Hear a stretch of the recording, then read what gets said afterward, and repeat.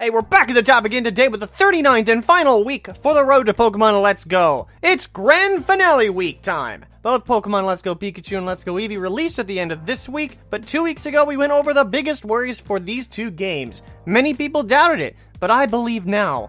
More people have overcome that and started to believe and get excited for these games. So sit back, relax, and let me run down the best reasons to be excited for these games. While we get started, if you are enjoying the series and wanted to reach the top, be sure to leave a like and subscribe to start the climb today. But with that, we can now dive into the top 5 reasons to be excited for Pokemon Let's Go Pikachu and Let's Go Eevee.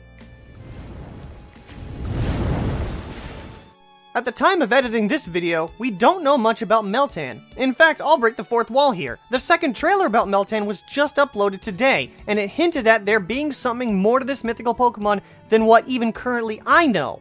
And because of this, it has a lot of people aflutter to what Meltan's role is in Pokemon Let's Go. It's clear we have to transfer it over from Pokemon Go, which at this point in time, I still have yet to even catch one in Go.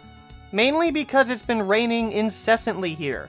Anyway, point being is that it's a new Pokemon with even more unanswered mysteries, and only we can solve them. But we can uncover all of these mysteries about this Pokemon if we just play the game. I've been hearing people complaining about this game, saying we would be better off without a release in 2018. Really now? Is that what you think? Are you absolutely sure about that?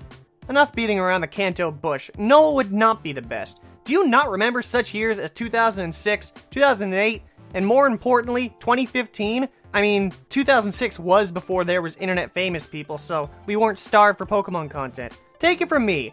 Having to do Year 2 of Pokemon Omega Ruby and Alpha Sapphire Wi-Fi battles in 2015 was tiring, to a point where when Pokemon Sun and Moon came out, I went so far into overload recording Wi-Fi battles for Generation 7 that I completely burned myself out.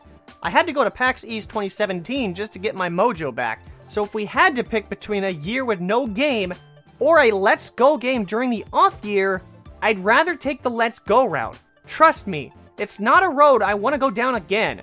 I look at these games and I think, at least it's something, and something is far better than nothing. How many features have we had in past games that were removed in the following releases? You know, I don't have enough digits to count that high. There's just been so many, from the multiple regions of Generation 2, soaring in Omega Ruby and Alpha Sapphire, and Pokemon following you in Yellow and Heart Gold and Soul Silver to name a few. However, the trailers have shown us of the return of a few of these canceled features. The most obvious one is the fact that Pokemon follow us once more. Now, while this could be a result of it being a remake, we have to think positively. What if they're using Let's Go to test them out for Generation 8? Could you imagine if they kept the Pokemon following you in the new generation? People would love that! So I say them using the Let's Go series as a sandbox for returning or even new features is a good step in the right direction. Even though this game is seen as a joke or a waste of time, you have to admit, the graphics are head and shoulders above every core series game we've seen so far.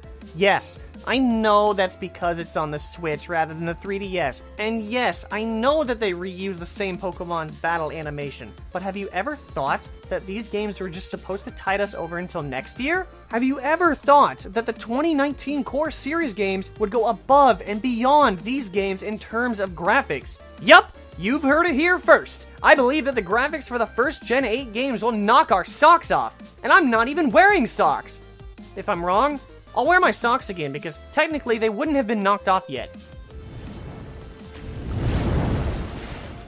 This last fact is probably the biggest kicker yet. So there's already quite a few fans of the Pokemon series, but a lot of them are split into the Pokemon Go side of the fandom.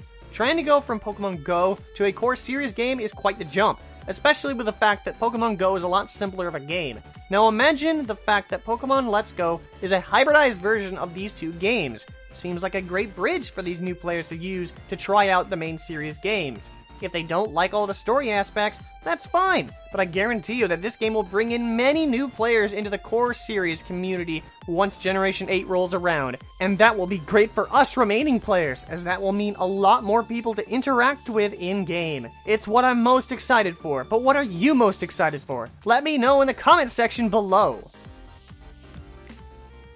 But with that, that is the top 5 things to be excited for in Pokemon Let's Go, as well as this marking the end of the road to Pokemon Let's Go Pikachu and Let's Go Eevee. It's been a long 39 weeks, but akin to the previous 2 ending on week 45 and 25, all roads have to end eventually. But we will have one more stop, but that will be for an update video regarding what will happen to the game's release and what will happen afterwards on this channel. So if you're hyped or want to find out about more, propel that like button to the top and subscribe to start the climb today. With that, I want to thank you for watching, and I'll catch you back at the top later on because that's how we do what.